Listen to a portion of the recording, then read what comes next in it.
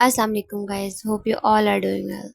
सो आज हम बात कर रहे हैं कि उन लोगों के बारे में जिन पे हम ये सोच रहे थे कि लोग हमारे बारे में क्या सोच रहे होंगे, कि हमारी हर वक्त सोच अच्छा भी शायद ये, क्योंकि हम बहुत सारे अमल इस वजह से भी नहीं कर पा रहे होते। हमें लगता है कि लोग क्या सोच रहे हैं हमारे बारे में, लोग क्या सोच रहे हैं। मैं ऐसे बता दूंगी कि इस तरह से नहीं करना चाहिए तो लोग क्या सोचेंगे, कि मेरा अल्लाह से क्या ताल्लुक है। असल में हम जिस सोसाइटी में रह रहे हैं उस पर एक वहाँ हम सब लोग बहुत ज़्यादा जजमेंटल हैं। मतलब हम लोगों को दूसरों के हाल का तजस्सुस बहुत ज़्यादा होता है कि अगला बंदा क्या कर रहा है। फॉर एग्जांपल कोई भी इन्फ्लुएंसर की वीडियो देख रहा है तो उसको जानना होता है कि वो क्या कर रहा है अपनी लाइफ में, उसकी लाइफ में वो क्या चीज़ें चल रही हैं।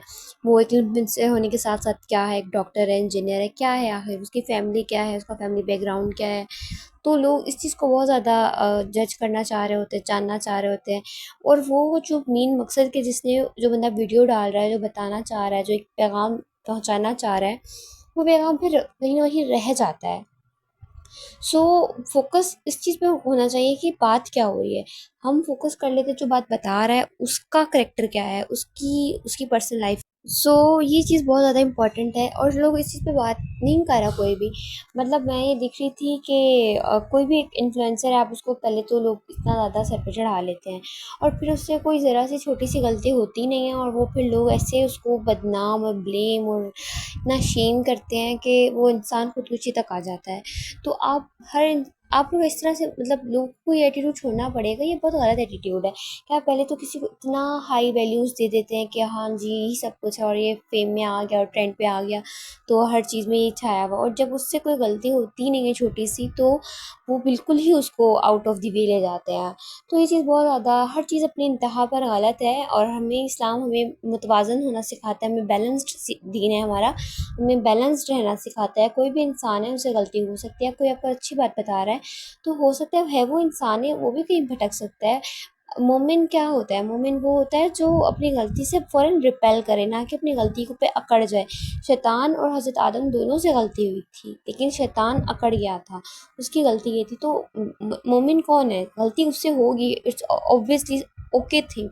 बट मेन चीज़ क्या है, वो रिपेल कितनी दफ़ा करता है, वो वापस अल्लाह की तरफ कितनी दफ़ा लौट के आता है, उसको अल्लाह से उम्मीदें कितनी ज़्यादा हैं कि वो अल्लाह उससे माफ़ कर देंगे या नहीं। तो ये चीज़ ज़्यादा इंपॉर्टेंट है। हम कहाँ से जज करने वाले आ गए कि हम लोगों को जज करके ये कहें कि ये तो इस तरह से है, इसने तो ये गलती की है।